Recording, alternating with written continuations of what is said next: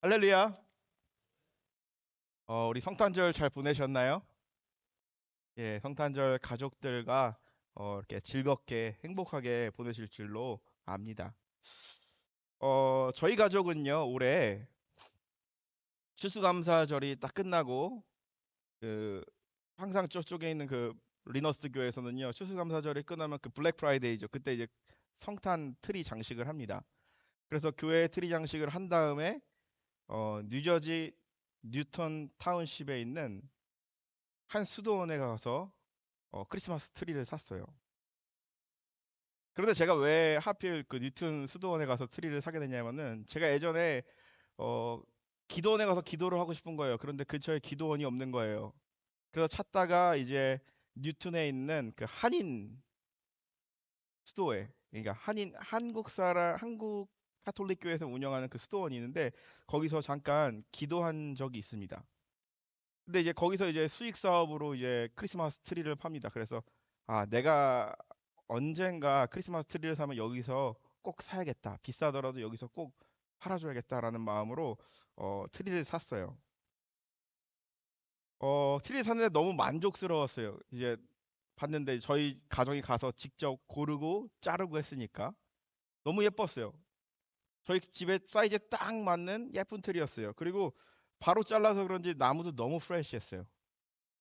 크리스마스 트리 보면은 이제 막 이렇게 그 니드이라 그러나요? 그 이파리가 계속 떨어지잖아요.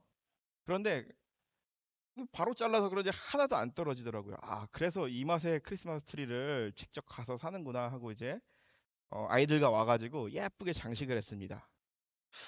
조금이라도 이 아름다운 모습을 유지하기 위해서 매일 물을 주고요. 그리고 또 지나갈 때마다 이제 물을 뿌려줬어요. 그런데 시간이 지나면 지날수록 아무리 노력해도 계속 잎은 떨어지는 겁니다. 그리고 마침내 이 성탄절이 지나고 이 트리를 가만히 바라봤는데 앙상한 모습이었습니다. 처음에 그 풍성한 그 아름다움이 전혀 없는 것입니다. 그러면서 이 트리를 바라보면서 이런 생각이 들었습니다. 한 달간 이 트리는 우리 가족에게 큰 기쁨을 줬는데 성탄절이 지나고 나서 이 타운에서 이 트리 버리는 날이 있잖아요. 그때 버려지게 될 것이고 그리고 또 거대한 기계 속에 들어가 가지고 조각이 되어 버린다라는 생각을 했을 때 왠지 마음이 허전하고 불편한 생각이 들었습니다. 그러면서 제 머릿속에 여러 가지 떠오르는 단어들이 있었어요. 화려함, 기쁨, 희생, 버려짐, 부서짐, 사라짐. 이것을 가만 생각해 보면서 아, 이것이 이번 주에 우리 교우들과 함께 나눌 수 있는 그 메시지의 한 틀이 되겠구나라고 하면서 성경을 읽기 시작했습니다. 그러면서 이제 제 눈에 들어오는 말씀은 바로 오늘 우리가 읽었던 말씀입니다. 오늘 우리가 읽었던 이 말씀은요, 교회력에서 성탄절을 지키고 나서 읽는 말씀입니다. 우리가 잘 알고 있듯이 오늘 우리가 읽은 말씀은 이사야서의 말씀입니다. 이사야서의 장르를 말할 것 같으면은 예언서라고 볼 수가 있습니다. 예언서는 바로 무엇입니까? 하나님께서 이스라엘을 향하여서 심판을 이야기합니다. 잘하고 있는데 심판을 이야기하는 것이 아닙니다. 그들이 잘못되었기 때문에 하나님과 반대 방향을 가고 있기 때문에 심판을 이야기합니다. 그런데 이 예언서의 메시지의 핵심은요, 심판도 있지만 그 넘어서 더 큰 메시지가 있습니다. 구원입니다. 즉 이런 것이죠. 이스라엘이 혹은 우리가 하나님 뜻에 어긋나게 살아가며 하나님을 기쁘게 하지 못하고 하나님을 믿는다라고 하지만 하나님을 알지 못하는 사람처럼 살아갈 때 그러한 자들에게 심판이 임한다라는 것입니다. 그런데 하나님의 심판이 임하지만 하나님께서는 자신이 심판한 그 백성들을 구원한다라는 메시지가 예언서에 있는 것입니다. 그래서 우리가 복음의 메시지를 보게 되면 복음의 메시지도 마찬가지입니다. 심판을 말합니다. 복음의 메시지는 사랑을 이야기합니다. 그러나 그 가운데 심판도 있습니다.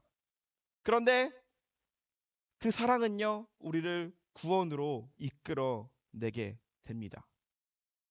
즉, 이사야서의 메시지의 핵심 포인트는요, 바로 구원이라는 것이죠. 그래서 오늘도 우리가 읽은 말씀을 보게 되면은 이스라엘의 구원에 대해서 이야기하고 있습니다. 그런데 49장 20절의 말씀을 보면서 약간 마음이 복잡해지기 시작했습니다. 49장 20절 말씀 보면 이렇게 얘기합니다. 자식을 잃었을 때에 낳은 자녀가 후일 후에 내 귀에 말하기를 이곳이 내게 좁으니 넓혀서 내가 거주하게 하라 하시니. 이스라엘 백성들이요, 그들이 하나님 앞에 범죄하여서 그들의 심판을 받습니다. 어떠한 심판을 받습니까? 그들의 나라가 사라지는 것이죠. 그들의 성전이 붕괴되는 것입니다. 그리고 그들의 민족들은요, 다른 곳으로 옮겨져야만 했습니다. 포로가 된 것이죠. 어, 그러면서 그 과정 가운데 있었던 일들이 많은 일들이 있었는데 우리가 성경을 통해서 알 수 있는 것은요, 포로로 끌려가는 그 과정 가운데 많은 어린아이들이 죽임을 당했다라는 것입니다. 그런데 어린아이의 죽음은요, 한 가정의 비극이 아니라요, 민족 전체를 위협하는 깊은 상처였습니다. 우리가 기억해 볼 것이 있습니다. 출애굽기를 보게 되면요, 이스라엘 백성들이요, 가나안 땅이죠. 이 이집트에 정착을 하기 시작합니다. 그러면서 이제 요셉 이후로 잘 거기서 살고 있었는데 이제 그들이 이집트 사람들의 노예가 됩니다. 그런데 이집트 사람들은요, 이스라엘 사람들을요, 두려워합니다. 왜 그러냐? 이스라엘 사람들의 숫자가 점점 많아지니까. 그러면서 내린 정책이 바로 무엇이었습니까? 그것은 바로 산의 아이들은 다 죽여라 라는 명령이었죠.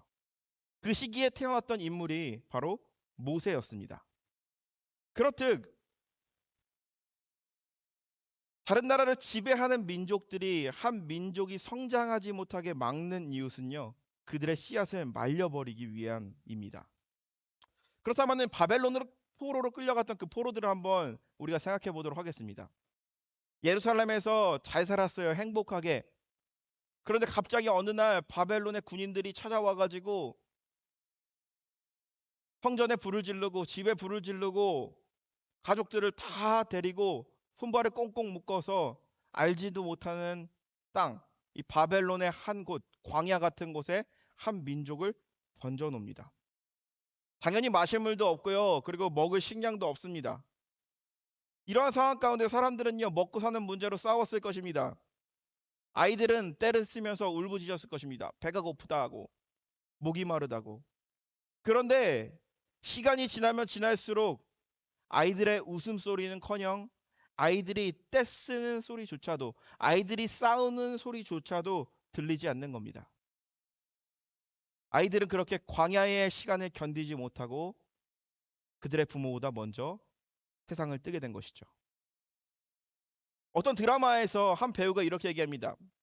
슬픔에 대해서 이야기합니다. 진정한 슬픔은 시끄러움과 화려함이 아니라, 화려함은 좀 그렇죠. 진정한 슬픔은 고요합니다. 아무 말도 할 수 없고 아무 위로도 닿지 않는 그 자리를 의미하는 것이죠. 아이들이 막 울고 떼쓰고 짜증 막 이렇게 막 엄마 아빠한테 귀찮게 합니다. 때로는 그게 귀찮을 수도 있어요. 그런데 그 아이들의 웃음소리가, 울음소리가, 심지어 신음하는 소리조차도 사라진다라고 했을 때 그것은 정말 깊은 슬픔이죠. 그러한 상황 가운데 이들은 물었을 것입니다. 하나님, 어디에 계십니까? 그러나 이스라엘 백성들이 이렇게 심판을 받습니다. 그런데 하나님께서는요, 이들에게 다시 자녀를 주십니다. 그리고 20절의 말씀이 바로 이겁니다. 그 자녀들이 다 자라나서 이제 얘기하는 것입니다. 여기는 너무 좁아요. 더 넓은 곳으로 갑시다. 아이들이 사라져가지고 이제 허허벌판에 어른들만 남았는데 아이들이 생겨난 것입니다. 아이들의 떼쓰는 소리, 울음소리가 들려나기 시작합니다. 하나님의 무서운 심판은 구원의 회복의 사건으로 전환될 것이다 라고 말하는 것이죠. 그런데 여기서 한 가지 생각이 듭니다. 정말 괜찮을까? 이들은 사랑하는 자녀들을 잃었습니다. 그런데 그들에게 다시 자녀를 얻는다 할지라도 그들의 마음의 치유가 온전히 이루어졌을까? 성경은 우리에게 한 가지 사건을 더 보게 합니다. 마태복음 2장에 보게 되면은 예수님께서 탄생하셨을 때 비극적인 이야기들이 있습니다. 동방 박사들이 이제 동방의 땅에서 이제 별을 보고 따라오게 됩니다. 저 별을 따라가면은 분명히 유대인의 왕이 저기서 태어날 거야 하면서 그 별을 보고 예루살렘에 오게 됩니다. 헤롯 대왕을 만나서 이야기합니다. 우리는 동방에서 온 박사들이요. 저 별이 멈추는 그 지점에 유대인의 왕이 태어날 것. 유대인의 왕이 어디 있습니까? 라고 묻습니다. 헤롯에게는 이것이 바로 충격적인 이야기였죠. 자신이 왕인데 다른 유대인의 왕이 생긴다니 너무나도 끔찍한 일이죠. 그러면서 헤롯은요, 명령을 내립니다. 그 명령은 바로 무엇입니까? 베들레헴의 근방의 2살 아래의 산의 아이들은 모두 학살하라는 것이죠. 하늘에는 영광, 땅에는 평화. 천사들이 이렇게 외쳤습니다. 그런데 베들레헴 골목에는 아기의 울음소리와 부모들의 비명소리로 바뀌었습니다. 참 아이러니컬하죠. 하나님의 아들 예수님이 오셨습니다. 그런데 사람의 아기들은 죽어나가고 있었습니다. 예수님이 우리의 죄를 구원하시기 위해서 오셨다는 사실은 우리가 전하지만 이 가슴 아픈 사실은 성탄의 소식 중에 덮어버릴 때가 있습니다. 어떤 이들은 이 사건을 언급하지도 않습니다. 그 이유는 바로 무엇입니까? 불편하기 때문이죠. 혹은 너무나 단순하게 말하는 경우도 있습니다. 예수님이 낮고 비천한 자리에 오셨다는 것은 사실이지만 그 자리에 벌어진 아기들의 집단 확살은요, 외면합니다. 왜라는 질문이 우리가 영적으로 성숙하게 하는 것이 아니라 오히려 믿음이 불편해지게 만들기도 합니다. 성탄의 기쁨 뒤에 있는 불편의 사실이지만 하지만 성경은요, 이 사실에 대해서 숨기고 있지는 않습니다. 하지만 우리가 오늘 이 본문을 보면서 하나님께 묻지 않을 수가 없습니다. 예수님의 오심은 하늘에는 평화, 하늘에는 영광이요, 땅에는 평화라고 선포하였는데, 그런데 우리가 성경을 통해서 마주하는 현실은요, 베들레헴에서 벌어진 아기들의 집단 학살입니다. 우리가 이것을 어떻게 이해해야 할까요? 성경은 예수님의 탄생을 어둠 속에서 빛이 비추는 사건이라고 말합니다. 죽음 위에 생명이 임하는 사건이라고 말합니다. 예수님은 고요한 밤에 오셨지만 예수님이 오셨던 그 밤은요, 그렇게 평온한 밤은 아니었습니다. 마리아가 예수님을 임신하였을 때에 감격하여서 찬양을 부릅니다. 이것을 바라보면서 사람들은요, 마리아 찬가라고 얘기합니다. 그런데 마리아가 불렀던 그 노래와 죽어가는 그 아이들을 생각해 봤을 때 도무지 매칭이 되지 않습니다. 그렇다면 우리는 이러한 복잡한 현실 속에서 하나님의 구원이 어디 있는지, 그리고 무엇을 우리는 바라볼 수 있을까요? 오늘 우리가 읽은 본문을 보게 되면은 하나님을 이렇게 이사야는 묘사합니다. 여인이 어찌 그 젖을 먹은 자식을 잊겠으며 자기 태에서 난 아들을 긍휼히 여기지 않겠느냐. 그들은 혹시 있을지라도 나는 너를 잊지 아니할 것이라. 베들레헴에서 살해당하고 있는 아이들과 부모들은 비명을 지릅니다. 그러면서 이렇게 얘기하겠죠. 여호와께서 나를 버리셨으며 주께서 나를 잊으셨다. 시온의 통곡 소리죠. 내 아기가 헤롯의 칼날에 배임을 당하고 있는 것을 주님은 그냥 바라보고 계실 것입니까? 나를 혹시 잊으신 건 아니십니까? 라고 통곡했을 것입니다. 그런데 성경은 막 말합니다. 내가 너를 버리지도 잊지도 않는다. 여기서 우리가 깊이 생각해 봐야 될 부분들이 있습니다. 신앙생활과 그리고 또한 생활 속의 종교는 과연 무엇인가? 신앙이라는 것은 단지 종교 생활 속에서 얻는 작은 위로나 일시적인 위안이 아닙니다. 예배에 참석하고 찬송 부르고 기도문을 읊는 것으로 끝나는 것이 아닙니다. 신앙은 삶의 가장 깊은 고통에서 하나님을 붙드는 것입니다. 우리가 때론 이런 말을 들은 적이 있습니다. 종교는 민중의 아편이다. 종교를 믿는 것은, 신앙을 가지는 것은 마치 마약을 먹는 것과 같다. 고통스러울 때 이거 하나를 먹으면은 조금 나아지는 것. 기분이 안 좋을 때 이거를 하나 먹으면은 기분 좋아지는 것. 그 말에 대해서 어느 정도 공감을 합니다. 사람들이 그렇잖아요. 평범하게 살아가다 어려운 일이 닥쳤습니다. 그때 신앙을 붙들어요. 괜찮아졌어요. 그런데 괜찮아졌을 때 내가 믿던 그 하나님을 다시 모른 채 하는 거예요. 다시 고통이 찾아와요. 그럼 다시 하나님 붙들어요. 고통이 사라져요. 나요. 우리가 예수님 믿는 것을요, 그냥 진통제 맞듯이 혹은 마약을 먹는 것처럼 여기면은 안 된다라는 것이죠.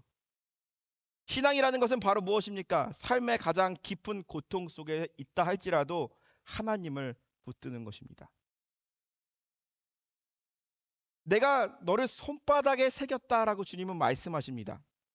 이사야의 말씀이 우리에게 힘과 위로로 다가옵니다. 하지만 정말 내가 극단적인 상황을 만났을 때 누군가 나에게 이 이야기를 한다면 그것이 거짓말로 들리기도 합니다. 그럴 때 우리는 이 종교적인 언어를 넘어서야 합니다. 신앙은 고통을 덮는 말이 아니라 고통 속에서 하나님을 부르짖는 외침입니다. 신앙은 현실을 외면하는 것이 아니라 그 현실 속에서 하나님을 향해 울부짖는 것입니다. 신앙은 괜찮다라는 말이 아니라 괜찮지 않지만 하나님이 나를 결코 잊지 않으십니다. 라는 고백입니다. 우리의 신앙은 아이가 나가는 현실 속에서도 내 귀에 들려오는 하나님의 말씀, 내가 너의 이름을 손바닥에 새겼다. 너는 내 아들이다. 너는 내 딸이다. 내가 너를 사랑한다. 라는 말씀을 붙들어야만 우리는 고통의 한복판에서도 용기를 내는 것입니다. 현실을 외면하지 않는 것이 신앙입니다. 슬픔을 덮지 않고 그 슬픔 속에서 하나님을 향해 부르짖는 것이 진정한 신앙입니다. 괜찮지 않지만 하나님이 나를 잊지 않으셨다라는 고백을 할 수 있는 용기입니다. 그것이 바로 성경이 말하는 하나님이 우리에게 주고자 하는 그러한 신앙인 것입니다. 조금만 멀리, 조금만 넓게 이 본문을 보자면은 하늘에는 영광이요 땅에는 평화라는 천사들의 찬송을 듣고 태어나신 예수님께서 이 땅에서 어떻게 사셨고 그리고 또 그렇게 사신 결과 어떻게 죽으셨는지를 우리는 차분히 생각해 볼 필요가 있습니다. 하나님의 아들이신 예수님께서 아무 힘도 없이 어떠한 저항도 하지 못한 채 도살장으로 향하는 어린 양처럼 죽음을 맞이했습니다. 그 모습에서 우리는 헤롯의 칼날에 피 흘려 죽어가는 베들레헴의 아이들을 떠올릴 수가 있습니다. 예수님이 하나님의 아들이심에도 불구하고 고난과 십자가를 피할 수 없었듯이 우리가 하나님의 손바닥에 새겨진 존재라고 할지라도 세상의 권세를 이기지 못합니다. 우리의 신분이 하늘에 속해 있다 할지라도 우리는 헤롯의 칼날에 희생되고 고난의 바다에서 허우적대다 거센 물결에서 가라앉을 때가 있습니다. 여자가 낳은 사람 중에 세례 요한보다 더 큰 이가 없다라고 말하였지만 이 세례 요한 역시 헤롯의 칼날에 목이 잘립니다. 이처럼 우리는 세상의 권세를 이기지 못합니다. 세상의 유혹이 넘어오면 넘어질 수밖에 없습니다. 마치 예수님께서 십자가에서 달려 들어가실 때에 옆에 달린 강도처럼 언젠가는 우리도 십자가에 달릴 것입니다. 세상의 권세는 우리가 그리스도인이라는 이유만으로 우리를 이리저리 끌고 다니다가 마침내 주님처럼 십자가에 매달 것입니다. 그러나 분명한 사실이 있습니다. 내가 십자가에 매달려 있는 그 순간에 우리는 주님을 향해 외쳐야 됩니다. 주님, 나를 불쌍히 여겨 주시옵소서. 이 절제절명의 순간에 우리가 그러한 주님을 부르짖었을 때에 주님은 우리에게 말씀하십니다. 내가 오늘 나와 함께 낙원에 있으리라. 예수님의 죽음이 무참히 학살된 아기들의 죽음과 다를 바 없다면 사망 권세를 이기신 예수님의 부활은 곧 아기들의 부활이기도 합니다. 그리고 이 사실을 우리에게 강조하고 있습니다. 요한복음 16장 3절에 보면 얘기합니다. 이것을 너희에게 이르는 것은 너로 내 안에서 평안을 누리게 하려 함이라. 세상에서 너희가 환난을 당하나 담대하라. 내가 세상을 이기었노라. 이 고백이, 이 선언이 우리의 귀 속에 들려오기를 주님의 이름으로 간절히 축복합니다. 좀 다른 시각으로 한번 보도록 하겠습니다. 헤롯의 칼날에 죽어갔던 아기들처럼 죽음에 이르신 예수님을 우리는 바라봐야 합니다.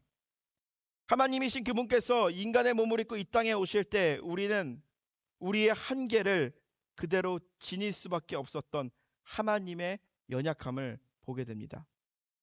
예수님의 탄생으로 인해서 불어온 피바람을 예수님 자신도 어쩔 수 없이 고스란히 당해야만 했습니다.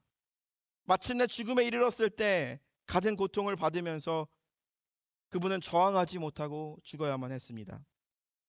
하나님의 아들이 완전히 세상에서 내동댕이 쳐진 것입니다. 그래서 주님은 우리가 하나님의 자녀이지만 세상의 권세 아래서 유혹을 당하며 살아갈 수밖에 없는 존재임을 이해하십니다. 또한 세상의 권세가 철저하게 우리를 이용하다가 마침내 우리를 칼로 칠 것이라는 것도 다 알고 계십니다. 그런데 18절에 보면 얘기합니다. 내가 나의 삶으로 맹세하노니, 하나님께서 자기 백성을 구원하시겠다는 약속을요, 어떻게 하십니까? 당신의 삶을 들어서 맹세한다라고 얘기합니다. 우리는 하나님의 모습을 어디서 볼 수 있을까요? 세상의 권세에서 농락당하다가 죽어간 예수님의 모습에서 아기들의 목숨 하나 건지지 못한 하나님의 아들의 무기력한 탄생에서 우리는 보게 됩니다. 그러나 이것은 끝이 아닙니다. 부활하신 예수님께서 무참히 짓밟힌 우리를 당신의 부활로 부르신다는 것이죠. 세상의 권세가 휘두른 칼을 받아야 했던 우리를 승리의 자리로 초대하신 것입니다. 그리고 오늘 우리가 읽었던 본문 23절에 보면 이렇게 합니다. 내가 나를 여호와인 줄 알리라. 나를 바라는 자는 수치를 당하지 아니하리라. 우리에게 닥친 절제절명의 순간에, 그 시간에, 그 현장에서 우리는 수치를 당하지 않을 것이다 라고 얘기합니다. 그러면서 우리의 입술로 고백하는 것입니다. 내가 주님이 여호와이신 줄 이제 알았습니다 라고 고백하는 것이죠. 이사야서에 말씀하신 하나님, 그리고 또한 마태복음 2장에 나오는 우리가 알 수 없는 이야기들, 세상에는 알 수 없고 이해할 수 없고 품을 수 없는 이야기로 가득합니다. 그리고 우리가 본문에서 봤듯이 성탄절, 예수님이 태어나고 있었던 이 끔찍한 사건들, 하나님의 뜻입니다 라고 단정 짓기에는 너무나 잔혹하기도 합니다. 말씀을 준비하면서 이렇게 생각을 해봤습니다. 보통 사람들이 이렇게 얘기합니다. 고난을 받았을 때 그 고난을 극복한, 고난 가운데 하나님을 만난 욥에 대해서 이야기를 많이 하게 되죠. 하나님의 뜻이 있습니다. 설교를 준비하면서 욥에 대해서 저도 묵상을 해봤습니다. 그런데 제 마음 가운데 드는 생각이 하나가 있습니다. 욥은요, 하나님 앞에 칭찬받는 사람이었잖아요. 그리고 하나님이 자랑할 만한 사람이었어요. 그런데 또 역시 건강도 잃었고 재산도 잃었지만 자녀를 잃었어요. 그리고 하나님께서는요, 마지막에 그를 회복하실 때 재산과 또 새로운 자녀들을 또 주세요. 저에게 또 던지는 질문이죠. 하나님께서 욥에게 모든 것을 다 회복시켜 주셨는데 욥은 괜찮을까? 괜찮지 않을 것입니다. 슬픔이 마음 가운데 있을 것입니다. 그런데 진정한 신앙이라는 것은 무엇인지 욥기서를 통해서 우리는 볼 수가 있습니다.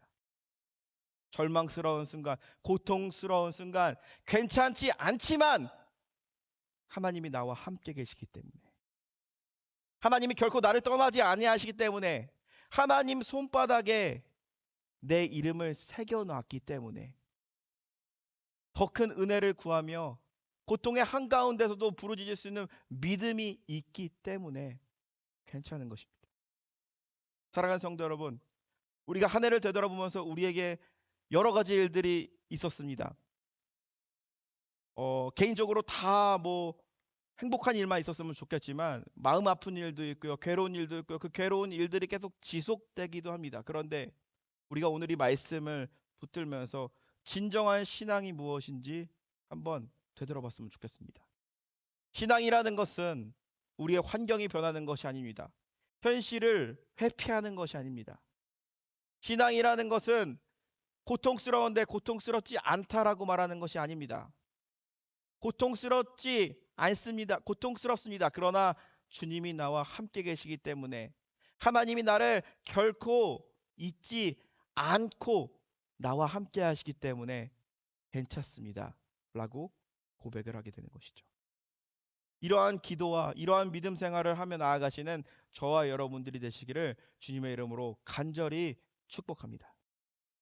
얼마 전에 저희 아이와 식당을 한번 간 적이 있습니다. 식당에 갔는데 얘가 밥을 먹을 때 자리에 앉아서 밥을 안 먹어요. 꽤 돌아다녀요. 그래서 이제 가자 이러고 가는데 이렇게 밑에서 막 놀다가 머리로 이제 테이블을 팡 쳤어요. 그 다이노의 소리가 다 들리는 거야. 그래서 이제 엄마가 Are you okay? 그러니까 얘가 I'm not okay 이런 거. 식당에 있는 사람들이 다 웃더라고요. 아, 그걸 보면서 이런 생각이 들었어요. 우리의 기도, 우리의 믿음 생활도 이런 것이 아닐까. 안 괜찮은데 I'm okay 하는 것이 아니라 I'm not okay. 현실 인정하는 거죠. 현실의 아픔 인정하는 겁니다. 기도했는데 상황이 더 안 좋아져요. 더 아파요. 하나님 더 아픕니다. 그런데 진정한 신앙은 바로 무엇이냐? I'm not okay지만 괜찮습니다. 하나님이 나와 함께 계신다라는 것. 하나님의 회복이 내 안에 있다라는 것. 하나님이 결코 나를 잊거나 나를 지우거나 하는 것. 이 내 안에 있는 그 아픔과 슬픔이 사라지지 않을 것 같지만 하나님께서 이것을 덮을 만한 더 큰 은혜와 축복이 나와 언젠가는 함께 하신다라는 것. 그것을 믿고 나아가는 것. 그것이 바로 신앙이고 믿음이고 주님께서 우리에게 바라시는 것이라는 것을 믿으며 나아가시는 저와 여러분들이 되시기를 주님의 이름으로 축복합니다.